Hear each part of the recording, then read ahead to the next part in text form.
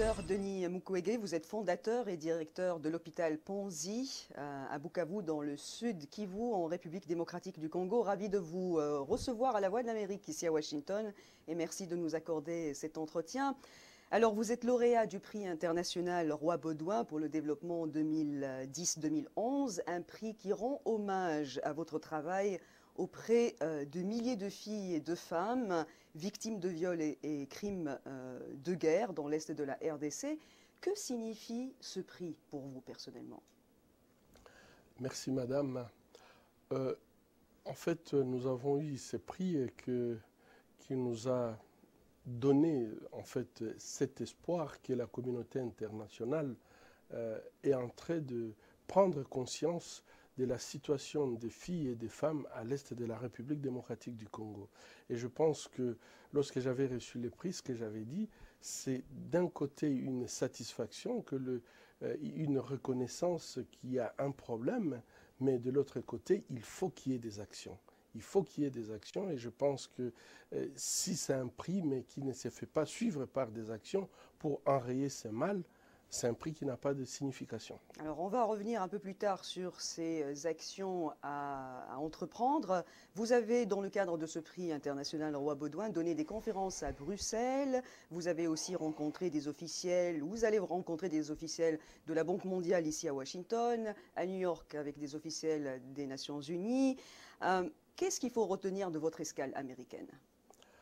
Et il y a une chose qui est très très importante que je retiens de mon voyage, c'est que j'étais ici il y a 2 ans, où j'avais l'impression que tout le monde était concentré à essayer de résoudre les conséquences des viols et des violences sexuelles faites aux femmes en conflit ou en post-conflit. Je trouve qu'il y a une évolution où les gens réfléchissent beaucoup plus aux causes de ces viols. Et je pense que ça, c'est très très important, puisque en fait, le viol tel que ça se pratique comme arme de guerre ou une tactique de guerre, ce n'est pas un problème humanitaire, ce n'est pas un problème social, c'est un problème sécuritaire. Et je crois qu'un problème sécuritaire doit être traité avec la rigueur de la sécurité, puisque ces femmes, elles sont détruites pour toute la vie. Ouais, et je crois que ça, c'est une évolution positive de voir qu'on réfléchit beaucoup plus comment on peut endiguer le mal et pas continuer à suturer celles qui ont des blessures. On va aller dans les détails. Alors, tous les jours, c'est un énième cas de viol en RDC. Les victimes, on ne les compte plus. C'est même indécent, vous l'avez dit récemment, de parler de bilan à la hausse ou de bilan à la baisse. Une femme violée, c'est trop, vous avez dit récemment à la Voix de l'Amérique. Quelles sont les répercussions sur la femme violée, docteur? Les répercussions sur les femmes violées, en fait, c'est une destruction qu'on peut, on peut l'étager. C'est-à-dire que lorsqu'une femme elle est violée, souvent ce sont des viols collectifs, devant les enfants, devant le mari. Je crois qu'il y a d'abord l'atteinte physique de la personne, qui risque de faire des maladies sexuellement transmissibles, qui risque d'attraper le VIH-Sida. En plus de ça, il ne s'arrête pas tout simplement à la contaminer. Mais il y a beaucoup de femmes qui nous arrivent avec des mutilations indescriptibles. Donc sur le plan physique déjà, il y a des atteintes graves. Et sur le plan psychologique aussi. Sur le plan psychologique, vous imaginez, lorsque ça se passe devant tout le monde, cette femme est humiliée, cette femme, elle ne se sent plus femme. Et je crois que sur le plan psychologique, ce sont des femmes qui sont complètement détruites, ce sont des femmes qui sentent qu'elles sont rejetées par tout le monde et que la conséquence est grave.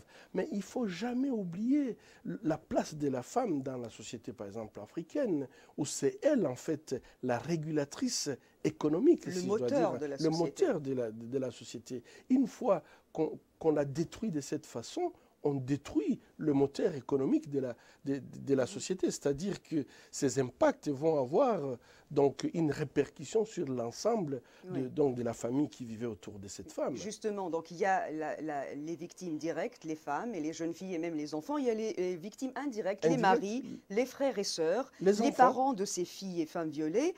Est-ce que votre démarche les inclut? Et comment, docteur? Je pense qu'aujourd'hui, vous savez, vu le nombre de femmes que nous prenons en charge. J'ai fait un appel et vraiment, je l'avais fait aussi à la Voix de l'Amérique. Je crois qu'aujourd'hui, on prend seulement une portion des victimes. Je dois dire, ce sont des femmes qui sont prises en charge. Mais il y a tout un problème autour de tous les enfants qui naissent du viol. Il faut se dire que ça fait plus de 10 ans que ces phénomènes durent. Donc nous commençons à avoir des enfants qui ont 10 ans, 11 ans, ils sont nés du viol. Et personne, ce sont les produits du viol. Le produit du viol. Et il n'y a personne qui les prend en charge. Ces pauvres enfants, qu'on appelle des enfants du serpent, les enfants, on leur donne n'importe quel nom. La communauté ne veut pas les intégrer puisqu'ils n'ont aucune filiation. Et ça, c'est un problème qui est grave. Mais imaginez aussi pour tous ces enfants-là qui voient leur mère martyrisée, leur mère violée, leur mère mutilée en leur présence. Tous ces enfants-là, ils portent certainement des lésions graves psychologiques. On ne s'en occupe pas pour le moment. C'est un grand problème. Oui. Alors justement, ces enfants sont doublement sanctionnés puisqu'ils sont non seulement le produit du viol, mais en même temps, ils sont victimes de rejet, de stigmatisation, ils sont pointés du doigt. Comment vous les aidez et quel travail de sensibilisation pour penser les blessures de la stigmatisation, docteur? Nous travaillons beaucoup au niveau de la communauté. Nous avons des équipes qui travaillent au niveau de la communauté. Et donc, l'hôpital, on s'est rendu compte que soigner une femme et la renvoyer dans sa communauté et que la communauté n'est pas préparée pour la recevoir. La communauté ne comprend pas ce qui s'est passé ou considère que l'exclusion de la femme, c'est un acte de cleaning, de se nettoyer, de nettoyer la communauté ou nettoyer la famille. Donc, nous faisons un gros effort pour amener les familles, amener les communautés, amener les églises, amener les ONG ensemble pour pouvoir discuter du stigma et faire passer la stigmatisation de la femme qui est victime. Plutôt, c'est les auteurs qui doivent être stigmatisés pour ce qu'ils font. Et je pense qu'il y a quand même un début d'action. On voit qu'il y a beaucoup de médiations familiales qui réussissent, et donc les femmes qui arrivent à réintégrer leur foyer. Et je crois que c'est un travail de longue haleine et il faut continuer. Oui, alors, la Cité de la Joie, pour parler de choses positives aussi, docteur Mukwege, c'est un projet que vous avez mis sur pied avec l'aide de l'UNICEF et aussi de votre partenaire Eve Ensler, l'artiste américaine qui est aussi à la tête du mouvement Vider contre les violences faites aux femmes. Cette Cité de la Joie a ouvert ses portes à ces femmes, ces enfants et ces fillettes violées, filles et garçons, dans l'Est de la RDC. Comment ça se passe aujourd'hui? En fait, l'idée de la Cité de la Joie, c'est que on avait découvert une chose, c'est que les gens qui violent les femmes avec cette brutalité, ils essayent de les détruire. Mais il y a des femmes qui font un sursaut, et c'est ce sursaut-là, cette volonté-là de se battre. Cette volonté-là, non pas de se battre pour elles-mêmes, mais pour se battre également pour leurs enfants, pour leur famille. En fait, on a réalisé que ces femmes, c'était des véritables leaders. Et la Cité de la Joie, l'idée, c'est de transformer la douleur en pouvoir. Et l'idée est très simple, c'est que nous voulons avoir des femmes là pendant une période de 6 mois maximum, mais pendant cette période, lorsqu'elles sortent de la Cité de la Joie, dans leur communauté, quel que soit leur niveau. Hein. Pour être leader, on peut être vendeur de cacahuètes au niveau du village, mais lorsqu'on sait mettre de l'ordre dans des choses, lorsqu'on sait dire aux gens ce qu'il faut faire pour que la communauté avance, c'est le travail que nous essayons de faire avec les femmes, puisque nous pensons que si nous avons des femmes qui ont cette capacité de leader à tous les niveaux, leurs solutions seront beaucoup plus trouvées à leur niveau qu'à l'extérieur. Et que vous disent-elles, ces femmes que vous soignez tous les jours, docteur? Vous pensez leurs blessures, vous les soutenez moralement, physiquement. Que vous disent-elles? Je crois qu'il y a toujours une évolution dans le langage. Lorsque nous recevons les femmes, la plupart, elles arrivent dans un état de dépression, et ça, on peut très très bien comprendre. Elles sont désespérées, mais je trouve qu'il n'y a pas plus de joie que nous avons que lorsque, par exemple, vous aviez soigné une femme qui avait de gros problèmes, puisqu'on a détruit sa vessie, on a détruit sa partie génitale, et que la femme vienne, par exemple, vous dire pour la première fois, docteur, j'ai pu uriner. Vous imaginez, c'est une nouvelle naissance. Oui. Et c'est comme si nous vivons avec ces femmes, à chaque fois qu'elles passent d'une guérison, donc elle fait une guérison physique, vous voyez quelqu'un renaître, vous voyez quelqu'un avoir de nouvelles aspirations. Et je peux vous dire que c'est quelque chose qui nous pousse à continuer. Parce que déjà, ce sourire qu'elle vous offre, c'est déjà un grand pas. C'est un grand pas. Oui. Quand on a ces sourires, c'est un grand pas. J'ai toujours un signe, en fait, un paramètre que je garde. Je vois les petites filles de 12, 13, 14 ans qui sont violées, qui se retrouvent dans un état de destruction grave. Ces petites filles, souvent, lorsqu'elles deviennent sèches, elles ne sont plus, elles ne se salissent plus, j'ai toujours admiré ça, de voir qu'elles font l'air beauté, elles mettent des rouges aux lèvres et venir... Elles retrouvent la vie. Oui, elles retrouvent la vie. Et souvent, c'est pour venir me poser la question, « Papa, comment tu me trouves ?» Je trouve ça formidable. C'est enfantin, mais ça exprime aussi toute cette volonté-là de la vie et comment les gens peuvent détruire la vie des enfants. Cette force de se battre qu'elles ont. C'est cette force de se battre qu'elles ont qui constitue notre propre force à continuer à les soigner. Parce que je crois que lorsque vous avez des réactions comme ça vous donne tout simplement un signal en disant c'est bien, il faut se battre pour la vie, il faut donner la vie, il faut donner l'espoir aux autres. Justement, docteur Denis Mukwege, vous avez dit 10 ans de torture, c'est trop, la communauté internationale doit changer de stratégie. C'est ce que vous avez dit récemment à La Voix de l'Amérique. Que peut faire justement la communauté internationale de différent aujourd'hui pour contenir cette gangrène, je dirais? Je pense que ce qui se passe à l'est de la République démocratique du Congo, je crois que ce n'est pas plus compliqué que ce qui s'était passé par exemple en Bosnie. On a des relations avec des femmes bosniaques qui sont venues au Congo. Nos équipes se sont déplacées en Bosnie. Et on a eu des échanges. Ce qui s'est passé en Bosnie, c'est exactement ce qui est en train de se passer au Congo. La seule différence, c'est que là, ça dure 10 ans. Et qu'en Bosnie, en 3-6 mois, la communauté internationale avait dit ça ne peut pas continuer. Je crois que c'est une prise de conscience que nous sommes sur la même planète. C'est une prise de conscience qu'on ne doit pas laisser le mal, quel que soit là où le mal se passe. Je crois que le terrorisme sexuel tel qu'il est en train de se passer en République démocratique du Congo aujourd'hui, ce n'est pas un problème insoluble. Il faut le moyen, et la communauté internationale peut mettre ses moyens pour pouvoir mettre toutes ces personnes-là. Une solution concrète, docteur.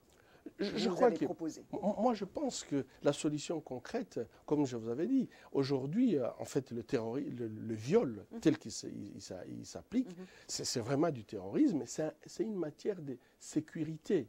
Et je pense qu'en matière de sécurité, il faut absolument pouvoir étudier de moyens appropriés pour que les personnes qui commettent ces actes, ils sont dans des endroits connus, ils sont identifiables.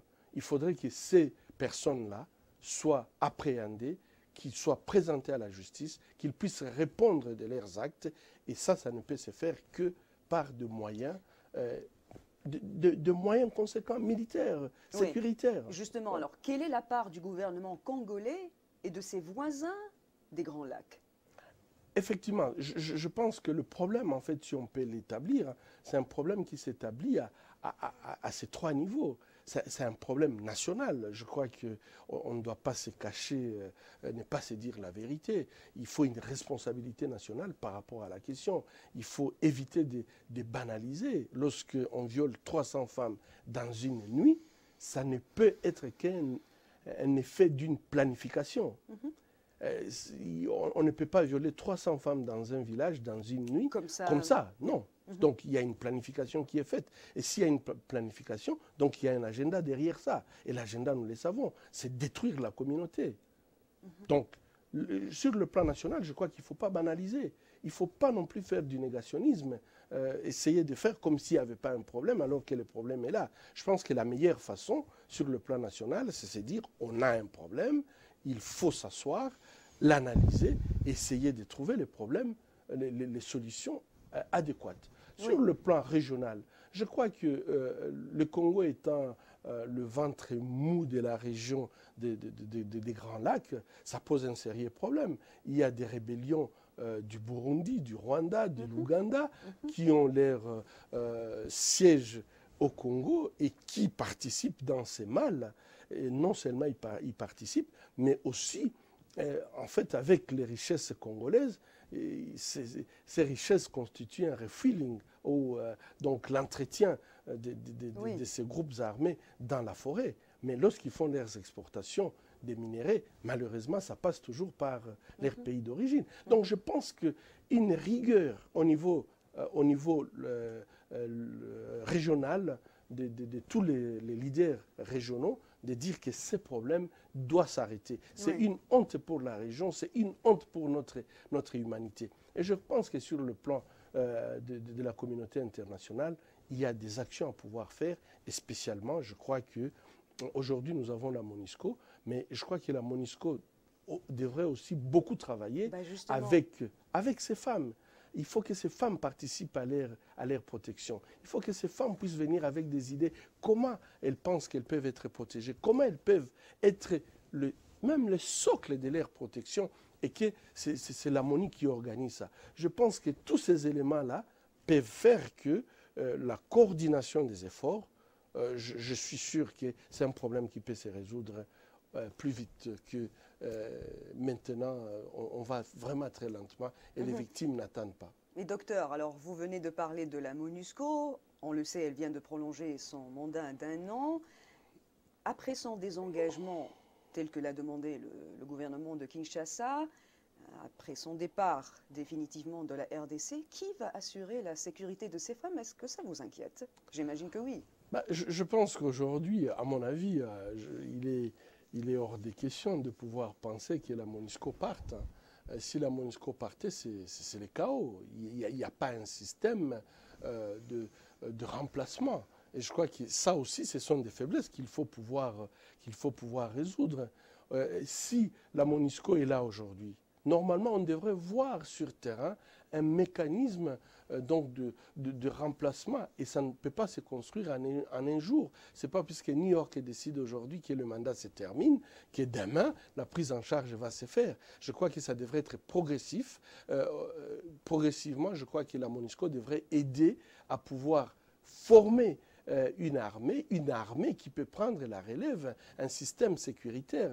Nous insistons sur la réforme donc, du secteur sécuritaire en République démocratique du Congo. Et je pense que la communauté internationale, dans le rôle d'ailleurs, le mandat de l'ONU, c'est dans un post-conflit, c'est d'aider les pays en fait, à reconstruire son armée, à reconstruire son système de sécurité.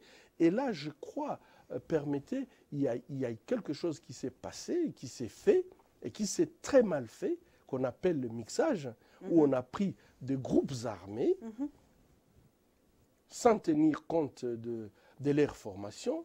Il n'y a pas eu de vetting, rien n'a été fait. On a mis seulement les gens qui n'ont pas les mêmes objectifs ensemble, et c'est ce qu'on appelle aujourd'hui les FARDC. Mais on voit très bien que sur terrain, ça ne marche pas. Ça ne fonctionne pas du tout. Ce n'est pas une armée. Ils sont restés des groupes armés et qui commettent encore la même chose que quand ils étaient dans le banc armé. S'il vous plaît, madame, moi j'ai dit, ça ce n'est pas l'armée qu'il faut pour protéger les femmes.